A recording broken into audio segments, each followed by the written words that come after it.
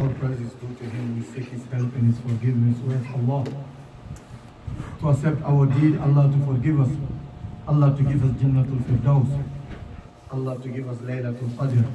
Ameen Ya Rabbal Alameen. We're going to continue with the i'tikaf. I don't know, maybe some of you going to be in the masjid here for i'tikaf. As we say, you don't have to, it doesn't have to be 10 days. You know, you can do one day from the Fajr to the Maghrib, or you do one night from the sunset to the Fajr, or you do 24 hours, or you do 2-3 days. Accept. About half day, could you half day? No, half day. Okay. You're talking about it, you're talking about half day. Huh? You always want to have an excuse. Now, yesterday we start at the condition of al-i'tikaf. Condition of al-i'tikaf, we say that it has to be in the masjid. It only has to be in the masjid, and it is good to be in the masjid where they pray Jum'ah. There's a masjid and there's a musalla. Musalla is where people pray and go, no Jum'ah. Not even sometimes Jama'ah. When you come there 435, you see someone with a nice beard, nice hat, faddal. You let him go, we pray. That's a musalla. Like it is the musalla that we have at a taxi garage and a gas station. You know, you park and you get in there, you find 2-3 people there. That's a musalla. Or any places is a masjid. For example, even here, we don't pray Jummah here yet. You can do i'tikaf here, but at the Jummah time, you're gonna have to go and pray Jummah outside. So it's for you to choose a masjid if you're willing to do it where they pray Jummah. So you don't go outside, right? It has to be in the Jummah because you don't have to go outside. Sayyidah Aisha radiallahu anha say, as-sunnatu fil mu'takifi an la yakhruja. She said the sunnah for the one who's staying in the masjid for last 10 days, not to go outside, except if it's an urgence for you to go. Wala ya'udu maridan. You don't say someone is sick, have to go visit the person. You don't visit the sick person, like in the house or hospital. You heard that someone's sick, you do the i'tikaf to go and visit him. You don't do that. Wala yamassu mira'atahu. Your wife doesn't go come close to you, right? She can come and visit you. We're gonna go to that. But what do we know as approaching, like you know, al-musafaha? Al-musafaha is putting hand to hand, or other than that, you're not supposed to do that. Wala yubashiruha, and you don't come close to her. Like when she comes to visit you, you don't give her a hug, you don't give her nothing. You just talk and that's it. Wala i'tikafa illa fi masjid jama'atin. We said already, i'tikaf only have to be in a masjid where they pray Jum'ah. And it is a sunnah if you are doing i'tikaf out of Ramadan to fast. You have to fast. If you take a niyyah doing i'tikaf one day, that day make sure you fast.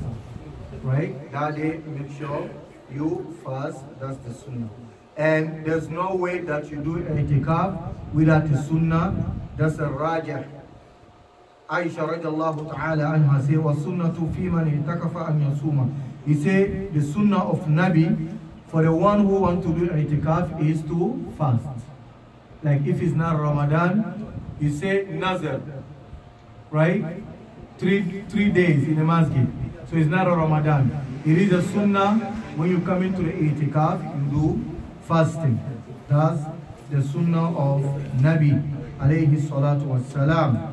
And Ibn Qayyim rahimahullah, he says fi Zad al-Ma'ad, in his book Zad al-Ma'ad, he says it was not narrated from Prophet sallam anywhere that he do i'tikaf without fasting, as we just mentioned the hadith of Aisha. So i'tikaf goes with the sawm, fasting. If it's not a Ramadan, you want to do i'tikaf in the masjid, make sure the days that you're going to stay in the masjid, you fast. That's the sunnah of our Nabi sallallahu alayhi wasallam. Now, the timing now. Yesterday we talked about the timing. The time that you goes in and the time you come out. Now, if you do nazar, right? If you do nazar, yeah.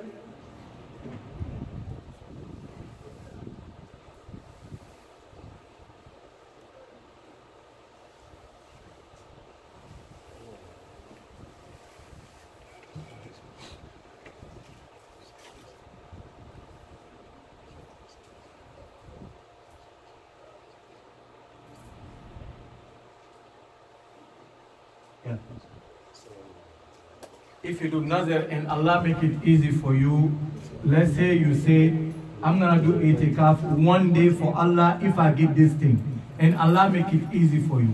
If you say one day, now it has to be, you have to be in that masjid before the Fajr, because you're gonna do the daytime. You say day, you have to be in there before the Fajr, and you go out after the Maghrib. That's a one day. But if you say, if you vow to say one night, you have to be in before the Maghrib, then you go out after the Fajr. We understand that, right? Like we say, one day. And the day start from the Fajr. And our day end by sunset. So you be in before Fajr and you go out after the Maghrib. And you make sure that the Shafaqul Ahmar, by the time you go, is all gone ready. In here, North America is estimated like a 1.5 hour, right? So now you make sure after Maghrib, try to stay at least 2 hours in the masjid before you go out. Basically by the Isha, by the Isha time, inshallah. And it is also sunnah to encourage you also. For the mu'takif, the one who's in the masjid, make sure you pray a lot. You do a lot of nafila, a lot of prayer. Don't only pray the 5 daily prayers and finish. Do a lot of zikr, tilawat of Quran. You can even do the program. In these 10 days, I'm going to stay in the masjid, but I have to read all the Quran. Every day, try to read 3 juz, which is a 6 years, and you're good. By the 10th, you're going to finish the Quran. You want, you can finish in 3 days, because you're not doing nothing. Day and night, you're here. You finish 3 days, right? You can finish it 3 days. And zikrullahi ta'ala, and make sure you do a lot of zikr. Subhanallah, walhamdulillah, wa la ilaha illallah, wallahu akbar. Even the time you're tired, you're lying on the wall or you're lying down, think about ayatullah, think about Allah, the thing that Allah created. You know, the sky, the galaxy, the moon, the cloud, the sea. Think about it. You know, fi makhluqatillah. Then Allah subhanahu wa ta'ala will what? Reward you for that. And avoid talking lot if it's not a zikr. Prophet sallallahu alaihi wasallam said, "Min husn Islam al-mar'i tarkuhu ma la ya'nihi." It is a part of the excellence of a mar. One of you is to stay away or discard which is not concerned to you. That's anytime, especially when you are doing itikaf, right? If he's talking to someone directly, it applies to the cell phone too. Make sure you stay away from this one here, right?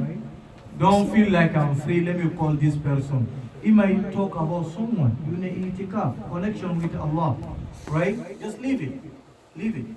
Oh, let me just check my, email, let me check my Facebook. You might see something that you're not supposed to see. Just stay away from this, all right? وَيَجْتَنِبُ الْجِدَالَ وَالْمِرَاءَ وَالسِّبَابَ وَالْفَحْشِ فَإِنَّهُ لَا يَنْبَغِي فِي غَيْرِ الْإِخْتِكَافِ فَفِيهِ أَوْلَى. He said you stay away from any vain talk. People are arguing, stop arguing. That's the only thing you can say. But don't put yourself in. Because you might hear or say something which is not allowed. Don't curse in a masjid. Don't take even action. Someone gets you mad outside, any fasting. But you want itikaf. Which means the full control of your word and your action counts very much when you are doing al-itikaf. The only thing that we have to see you doing it is reading the Quran, doing the zikr, remind the people, or thinking about the ayat of Allah subhanahu wa ta'ala, praying. If not, you are sleeping, which means when your eye is open, you are doing the zikr. Khalas. Mafhum? No. Maaf. Iga itikaf ma. Inabu itikaf na rumah ni. Ma demikian kamu punya. Ini itikaf.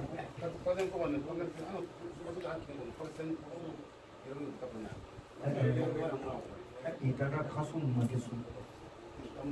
Kamu lagi ni. Metam lu lagi nak kau ye bakai itu umuran di sini. Nah ini dia continue. Maybe kau mana boleh baca nak mana.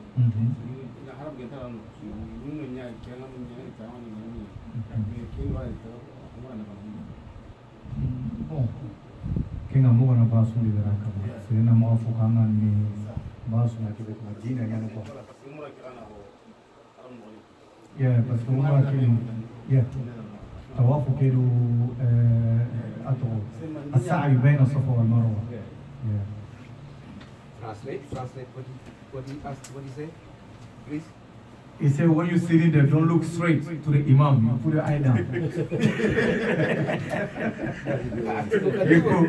Otherwise you make me scared. Yeah.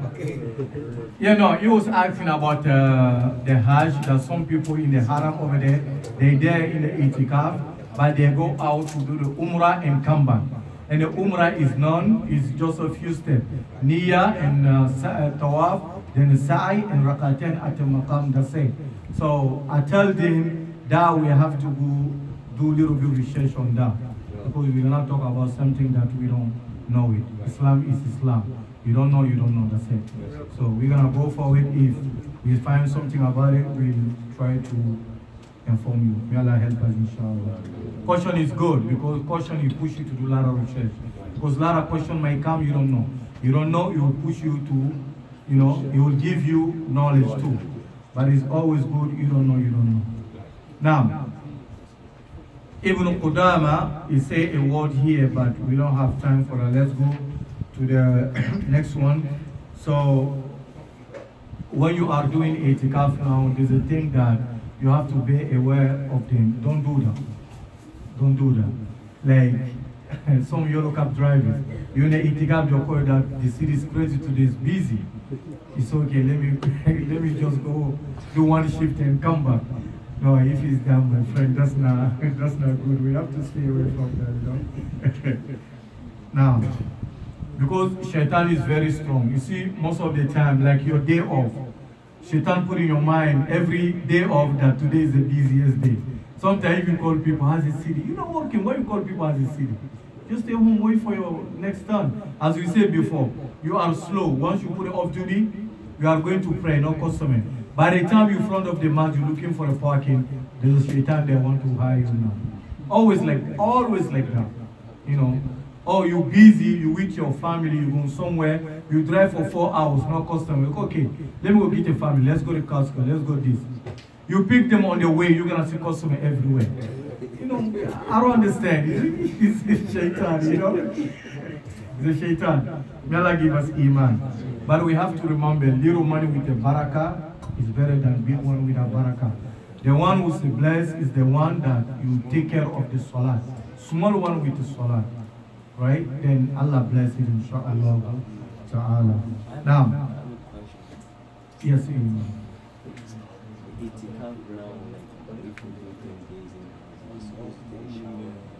If you take before you get inside?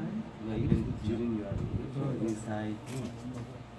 You mean the regular shower or the regular shower? Yeah, of course. Yeah, regular shower, you definitely have to do that. Yeah, that's part of our deen. At-taharatul badan, that's part of our deen, you know. This is good reminder, you know. When we are doing itikaf, make sure it have to be somewhere where you can take a shower every day too. You cannot do itikaf, huh? Yeah, you cannot do itikaf 7 days in the masjid, there's no place to take a shower. Come on, brother, you're gonna kill brothers. You know, it's good, you know, it's good. Let's make sure, you know, you check everything. If your neighborhood masjid doesn't have a place to take a shower, go to the far one, right? It's not good for your health and you're gonna borrow people too. Prophet ﷺ said, whoever ate a garlic, a thawm, let him not approach our masjid. What is that mean? Because the smell is very strong, you know, and the socks that we have today is the same thing. When you wear a socks for 24 hours, come on, change it or wash it. It's not easy. Sometimes when the person put his foot here, he can stay for a long time. You know, all this can't, you know, so very good. Itikaf, make sure that the masjid, they have a place to take a shower. At least every day take a shower. This is advice too, inshallah. And bring anything that you need for your body, inshallah ta'ala. When you are doing itikaf, make sure you don't go outside. You don't go outside. You're allowed to go only for few things, but don't go outside. Just I want to go outside. I want to stay outside to call. No, you stay inside the masjid. Like some masjid, like the masjid that we have back home. You see, the masjid himself is in the middle, but it's surrounded with a wall. It's three Kenega wall, right? All this count as a masjid. If you want, you cannot stay inside the masjid. You just go outside there, but you have to be in that wall. You can build a tent for yourself. You stay there. That's allowed. That's allowed. But you stay in the, you don't go outside. All right? Now, and because Ummuna Aisha radiallahu anha used to make a little tent for Prophet ﷺ in the, they call it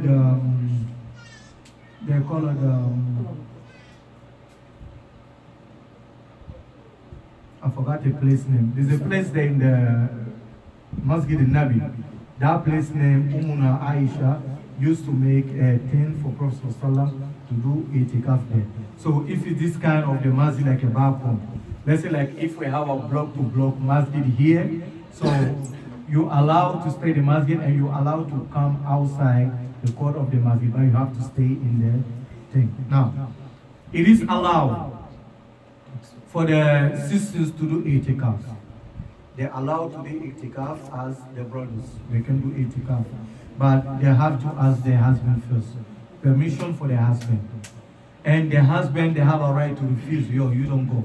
And there's nothing wrong with that. I want to do itikaf, and the husband says, no, I don't let you go. Khalas, the case is closed. No sense, he didn't do anything wrong. So if you accept it, yeah. But don't force him. Because sometimes you're going to force him. Obeying your husband is a wajib. Coming to the itikaf is not a wajib, it's a sunnah. So don't try to violate the wajib because of the sunnah. When you say, oh, no, just leave it, it's okay. Do your prayer at your house, inshallah ta'ala. And you can do itikaf together. You know, in the masjid. Someone say, sorry,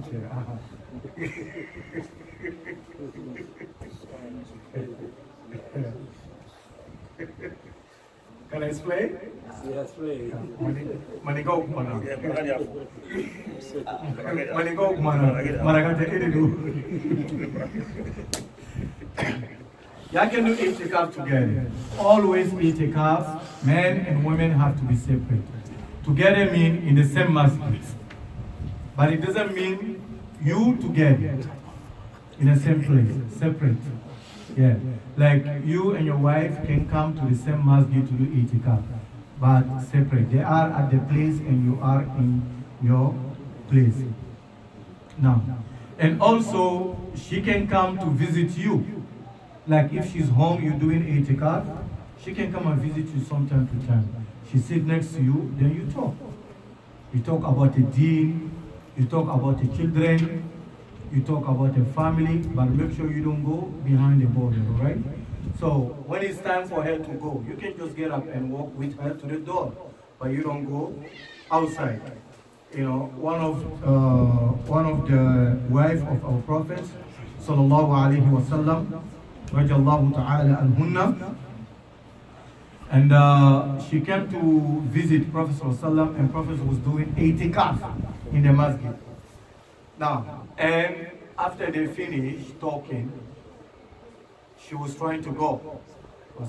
And Prophet ﷺ said to her, take it easy, slow down. I will walk you out. I will walk you out. You see, this is the sunnah of our Nabi. You know, today sometime when they see you walking with your wife, they will call you Sujong. No, it's our tradition. I'm not saying to grab here on the street like this. I'm not saying that. You know, but you know, to make her feel good.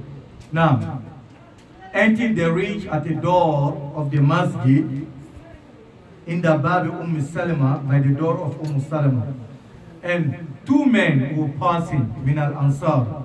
فَلَمَّا رَأَى النَّبِيَّ أَسْرَعَ. When they see Prophet ﷺ, they try to hurry with a step. They walk, and Prophet ﷺ say, "Ala rislikuma," which means, I want you to stop there. They were rushing to go, I want you to stop there. And when they stop, Prophet ﷺ walked to them. He said, "This is Sophia. This is Sophia." Right? He's talking to two Sahabas. This is Sophia. Bun Huyay. Faqala subhanallah ya Rasul. This is subhanallah, oh Prophet. You understand what they're trying to say? They hurry up. They see Prophet with a woman. Now they try to hurry up. Prophet says, "Stop. This is Sophia, my wife." And they say, subhanallah. Prophet said, "No." Prophet said, "Inna shaytan yajri min al-insani majra dam." He says, shaitan runs in your blood. Right?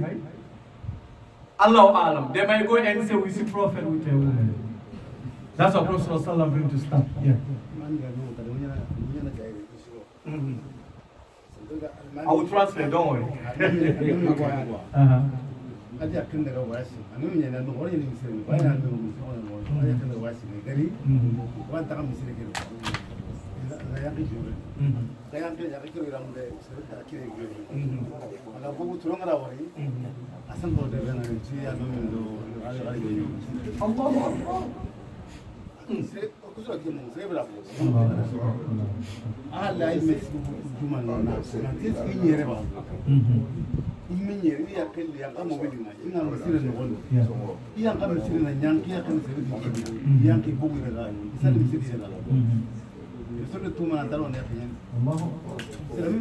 Yeah, something you were saying is happened one time in Zaire, that the big Imam one day he traveled. So when he come back, you know, it's a sunnah when you're coming back from the trip, you start with the masjid. You come to the masjid first before your house, take wudu, pray 2 rakah, then you go to your house. He said the Imam went to the restroom, take a shower, and his wife bring a towel for him. Then people see that and they start talking that Imam is with, you know, see that. Then Imam have to come for the Jumu'ah to make a khutbah to let people know that she was a wife, you know. So we have to be careful. You know, Wala Taziru, one of our Sheikh used to say, he said Jahannam is very tough. But there's two kinds of the Jahannam, as he said, for yourself and for people. If Allah says, okay, you're going to the Jahannam because your wrong deed, your own wrong deed, that we can say that's better. But everything was good for you. You take wisdom of people. You go to the Jahannam because of the people, because you backbite people. You oppress people. Always you mouth in people's business. Some people live like this. They pray good, they do everything good, but they cannot stop thinking bad of people. They cannot stop talking on people. They cannot hold their hand from oppressing people. So we have to be careful with that. We have to be careful with that. Someone comes to tell you something about someone, don't judge him because of that. Don't hear him because of that. Because you didn't hear from him. If you have to listen, just listen and walk away. But today, people hate people because they hear people saying talking about him. And you don't come to the person to ask him. You're causing yourself a problem. We ask Allah subhanahu wa ta'ala. He said, Prophet sallallahu alaihi wasallam, I was scared, shaitan, not to put something in your heart against me, that's why. He said, you love his Sahaba so much. If it's maybe you and me, I don't care. Go say anywhere you want to go. Leave these people. But he loved them. Allah said, Radiallahu anhum wa radu anhum. And Allah said to Prophet ﷺ, لَقَدْ جَاءَكُمْ رَسُولٌ مِّنْ أَنفُسِكُمْ عَزِيزٌ عَلَيْهِ مَا أَنِنْتُمْ حَرِيصٌ عَلَيْكُمْ بِالْمُؤْمِنِينَ رَؤُوفٌ رَحِيمٌ. Ra'ufun Rahim. That he always show mercy to his companions. Right? So we have to be careful. You don't have a proof, don't talk about it. The Malaika, they're recording everything. It's always also safe to me. To be clear, if somebody is suspicious of you, it's better to just let them know what's going on instead of people just. Yeah, to let people know, yeah. Yeah, that's also good. If someone, about you, so you can just come give a clarification to the people. For those Allah guiding, they will understand, If not, Allah help us, inshallah. Yeah. Okay. That's why. Now, what about those reporter, journalists? They always talk about the politician or the government, what they are doing to their population or civilians, which is not acceptable. So, what about those? Yeah. But because my thinking, I know Dean is go ahead, yeah. My thinking, because sometimes those journalists, they're educated, so they understand their languages, so they have to wake the population up. So, to show the government what they are doing to stop it. Yeah. So, is that against law or something like that? We have to know, as he says, Al-Kasbu haramun law kana abasan. Lying is a haram, even you playing. To lie, to say, okay, I'm playing, even that is haram. To do something, to say something is not a true, is not a reality. You just come and say it, and you're not saying it because of Allah, you say it for the purpose of dunya. That's completely forbidden, What about who, but everything is about intention.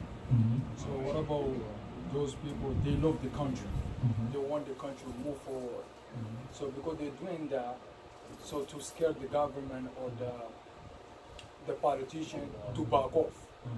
Yeah, because that's my intention. Because it's not like we're talking about bad or them. We want them to be good, so the country can move forward, everything's fine, to stop corruption. But to me, that's like, I just want to make sure it's not against the law. Because yes, we need to understand, from my opinion. I'm trying to bring one of these, man ra munkaran فليغيره بيده فإن لم يستطع فبيده no فبلسانه فبيده فبقلبه. So that's why I'm trying to take the hadith and balance it here, because that's why I'm trying to make sure if it's different from like. But as he says, a step. Before you engage, you have to study the step first. You have to study the case, and you have to study the people that you're going to talk to them, and how you're going to talk to them. Sometimes you can be someone, memorize the Quran, know all the hadith, but it's haram for you to give a speech. Because you don't know the society, and you don't know how to speak, you're going to put a fitna, right? You have to know these 3 steps, which one that I have to take to get, which is beneficial to our society. If talking is better than doing the hand, you use that. Don't just stop the talking. Have you tried the hand? No. You just start with a speech. If you know your speech is not going to work, you just go with your qalb. But for me, my opinion, what I can advise myself and the brothers, today's politics is not easy. When you tell people we have to be careful, they will say they're going to continue to oppress you. Be the one that they're oppressing, but don't be the one who's oppressing. That's my idea, because it's difficult. That's what I'm saying, because everybody will have different intention. Because I'm not against them. The only thing I want to be good to the population, So because this corruption, But you forget something. You see a leader back home, there is not him. There's a big one on the top there. They're just there representing some people. We all know that. Our leaders back home, they're only there just to represent some people. Yeah, they can't do nothing by themselves. How are you going to change? Are you going to change your leader and you're going to go in the top to change the white man? You can't. We have to be careful, Our deen is our deen. We don't play with it. Yeah, inshallah. And I want to rectify something that we say a couple of days ago, just to remind our brothers and sisters, inshallah. It's a deen, but sometimes by saying it, you know, you might say something not intentionally, but you say it, maybe people understand wrong. Is about the extension that we say, that we call it how you call it, meshing, right? We say that here, yeah. We say that here is completely haram, of course. We're not stepping from that, and we're not apologizing for anyone for that. It's haram, clearly in the sunnah of Nabi Sallallahu Alaihi Wasallam. That's haram. I'm not apologizing for anyone for that. It's haram. Either you want it or you don't want it, that's your business. Right? So, we say that anything Allah make is haram, doing business on that is haram too. That's a clear. Allah could not make alcohol is haram, to say, okay, if you don't drink it, it's okay, sell it. Haram. The wealth that comes from that is haram. The wealth that comes from that is haram. If we say that, we don't say it to please people, but what Allah says, what we say. Haram is a haram. Now, but our duty is not to stay in front of the masjid. Anybody bring fisabilillah, we ask you where you work, what kind of job you do, what time you start, where this money comes. That's not our duty. That's not our job. That's not our job.